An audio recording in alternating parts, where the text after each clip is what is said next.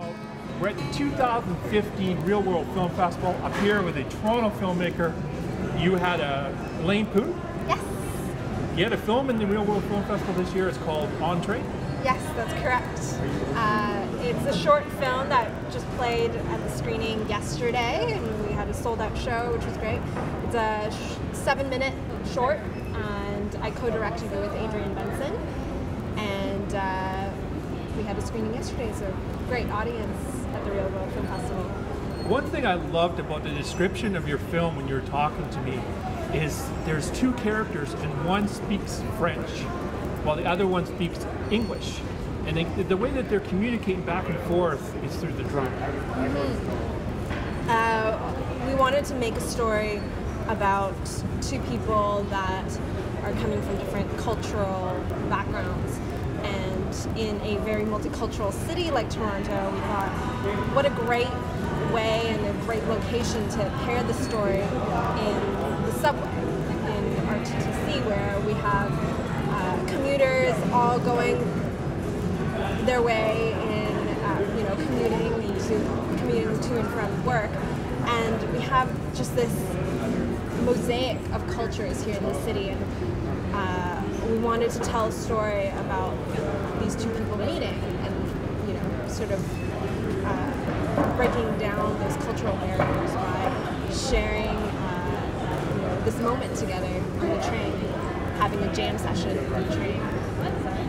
As a young filmmaker, how do you feel that the youth movement within Canada in regards to the film industry, how important it is to drive the Canadian culture? I think it's very important that we have emerging filmmakers pushing their work out. And as you can see, as I am a female filmmaker and a minority filmmaker, it's great to be part of the Reelworld Film Festival that's really supportive of diverse filmmakers and diverse voices. And I think it's really important nowadays with YouTube and Vimeo. It's getting much easier to get your hands on a camera and start making movies.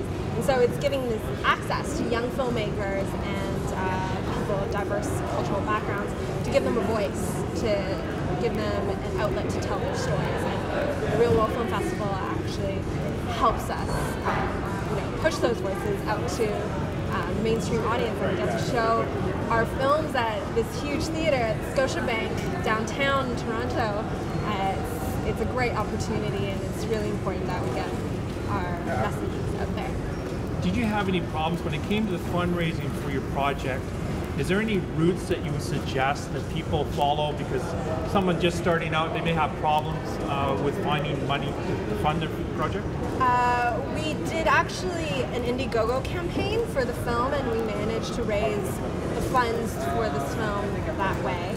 And I mean, it was a short, so the budget's limited. We paid everyone on set. It was great to have that, but a lot of people do low indie budget filmmaking where a lot of it's pro bono work, or you ask for favors here and there. We asked essentially a favor from the TTC personnel to give us a day to shoot on the TTC. We still got a permit in that way, but they were really kind enough to give us one free day. We needed 2 days to shoot on there, and so they were really kind to grant us favors. And I think that's most important when you're a young filmmaker, to ask for help and to ask for favors, but don't overdo it, and I think that's a